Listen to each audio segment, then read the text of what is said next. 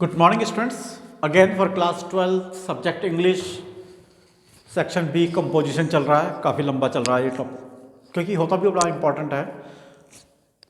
और कंपोजिशन हम लोग रीड आउट कर रहे हैं, स्टडी कर रहे हैं। कई टाइप के कंपोजिशन हमने स्टडी किए थे, हमने नोटिस सीखे थे, रिप्लाईज सीखे थे, और साथ ही हमने लेटर राइटिंग सीखी। कई तरह की कितने तरह के लेटर हमने देखे थे। आज हम लोग जो टॉपिक स्टडी कर रहे हैं वो कंपोजिशन में स्पेशली जो है वो कर रहे हैं ऐसे या आर्टिकल या ऐसे। इसके अंदर हमने प्रीवियस वीडियो के अंदर ये देखा था कि जो है वर्बल इनपुट क्या होता है और उसको लिखते कैसे हैं। सेम चीज़ मैंने यूज़ की है, ठीक है, नहीं है। लेकिन आज मैं वर्बल की बात नहीं करके आज मैं विजुअल की बात करूंगा। विजुअल मतलब जो हम देखते हैं, मतलब यानी आपको पेपर में क्वेश्चन मिलेगा, ठीक है। क्वेश्चन के अंदर क्या होगा कि कुछ लाइन मिल जाएगी क्वेश्चन की, और साथ में एक चित्र मिलेगा, एक डायग्राम मिलेगा, एक फोटो मिलेगी।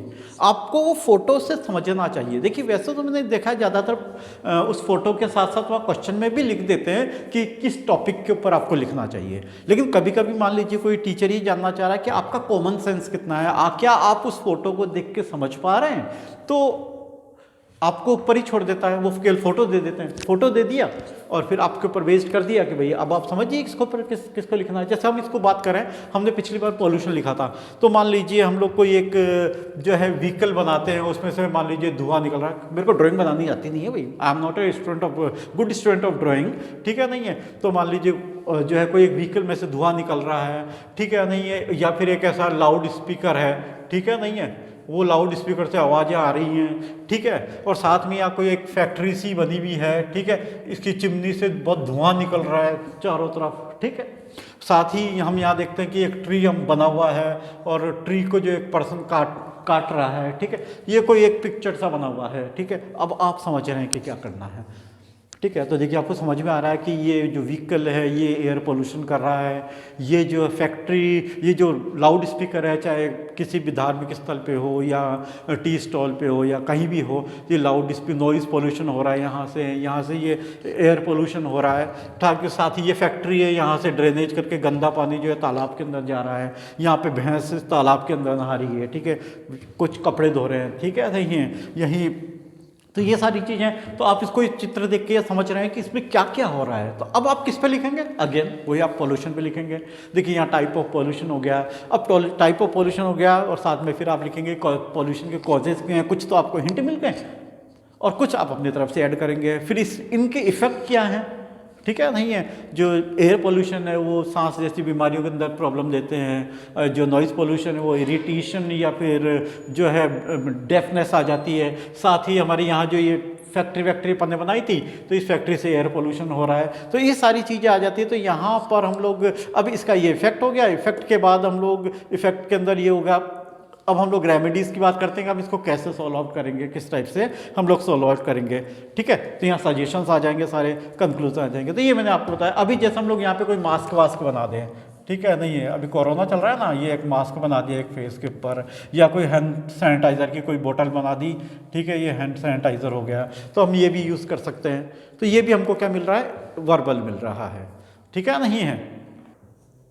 हम लोग बात कर रहे थे, तो देखिए यहाँ पे कोई भी एक फ़ोटो दे सकते हैं। जैसे मान लीजिए कोई गेम्स खेलती हुई की कोई फ़ोटो है, कोई स्पोर्ट्स की फ़ोटो है। अब आप किस पे लिखेंगे? तो हम लोग नेचुरल इम्पोर्टेंस ऑफ गेम्स के ऊपर लिखेंगे। तो ये फ़ोटो देख के हमको जो है समझना पड़ेगा। मैं ये थोड़ा सा मिटा देता हूँ, नहीं तो बहुत अच्छा नहीं लगेगा, है ना। मेरी ड्राइंग थोड़ी सी ख़राब है, मुझे थोड़ा सा ठीक से बनाना आता भी नहीं है। तो अब ये चीज़ यहाँ पे देखिए, मैंने थोड़ा सा इसको मिटा दिया है, लेकिन हम लोग इसको समझते हैं। अब जैसे हमने फ़ोटो से समझा, तो फ़ोटो से समझने के बाद वही हम इंट्रोडक्शन देंगे, वही हम कॉजेज देंगे, वही इफेक्ट देंगे, वही इसकी जो है वही रेमेडीज़ देंगे, वही कंक्लूजन देंगे, वैसे ही सेम। इसके बाद फ़ोटो का कोई लेना देना नहीं है, ठीक है, नहीं है। फ़ोटो से तो हमें मिल गया, जैसे हमने वर्बल में टॉपिक मिला ना, वैसे ही हमने फ़ोटो से टॉपिक समझ लिया। टॉपिक समझने के बाद तो सेम चीज़, ठीक है, क्लियर। मैं फिर आपको समझा रहा हूँ, बार इस बात को मैं शायद रिपीट कर रहा हूँ कि आपको लिखना तो आर्टिकल है वो लिखना है, आपको उसकी जगह कुछ बनाना नहीं है। क्या आप सोच रहे हो कि कुछ बनाना है? वो तो किसी दूसरे टॉपिक में होता था जिसमें हम पोस्टर डिजाइनिंग करते थे, लेकिन अभी कोविड के कारण जो हमारा सिलेबस थोड़ा सा कट शॉर्ट हुआ है ना, उसमें पोस्टर तो अब कोर्स में नहीं रहा है, तो हम उसकी बात नहीं कर रहे। तो ठीक है, यहाँ पर आपको ऐसे ही डिटेल से लिखना है जैसे हम लोग वर्बल में लिखते थे, वही इंट्रोडक्शन डाल। हाँ, इसके अंदर आप कोटेशन भी डाल सकते हैं, उसमें कोई दो राय नहीं है, सेम, कोई चेंज नहीं करना अपने को। ठीक है, तो आपको ये विजुअल इनपुट समझ में आ गया कि विजुअल इनपुट कैसे है, वर्बल में पहले बता चुका था। ठीक है, तो अब हम थोड़ा सा और इस पर आगे बढ़ते हैं। इसी टॉपिक के अंदर हम इसका सेकंड पार्ट हम ले लेते हैं। मैं वीडियो को कंटिन्यू रख रहा हूँ। ठीक है, अब हम बात करेंगे मॉर्निंग असेंबली स्पीच की।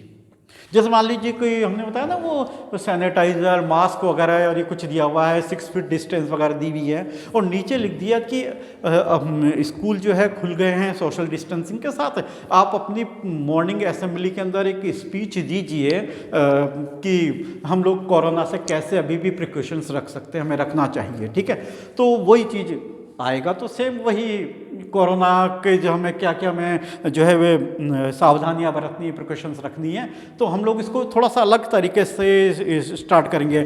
हम लोग यहाँ से शुरू करेंगे, रेस्पेक्टेड प्रिंसिपल। ठीक है, learner teachers and all my dear friends, very good morning, very warm morning to all of you. ठीक है, नहीं क्योंकि मॉर्निंग असेंबली है तो नेचुरली मॉर्निंग में ही होगी। ठीक है, प्रेयर असेंबली। उसके बाद फिर today I am here to express my views. Today I am here to express my views on this pandemic corona, how to be safe from it. ठीक है, नहीं है, और उसके बाद फिर वापस से वही अपन लिखना शुरू कर देंगे, और नीचे लास्ट के अंदर जो कंक्लूजन के बाद जो है ना, हम उसे कहेंगे थैंक यू। क्या कहेंगे? Thank you. ठीक है, आप जैसे मॉर्निंग असेंबली के अंदर बोलते हैं ना, वैसे लास्ट के अंदर आप थैंक यू कहेंगे, हैव ए नाइस डे कह सकते हैं अपन। ठीक है, तो ये इस टाइप से अंदर चलेगा। तो ये इसे हम कहते हैं मॉर्निंग असेंबली स्पीच, जो मॉर्निंग असेंबली में दे रहे हैं। अच्छा, इसका एक चीज हम नेक्स्ट पे और चलते हैं, हम करेंगे डिबेट। डिबेट के अंदर कैसे बोलेंगे? ठीक है, देखिए वैसे तो डिबेट में बोलते हैं, लेकिन अपने को तो यहाँ लिखना है ना, तो हम लोग यहाँ ज़्यादातर डिबेट जो होती है वो प्रतियोगिता होती है, कंपटीशन होता है, और कंपटीशन होता है तो नेचुरल उसमें कोई जज भी होगा। सही है ना?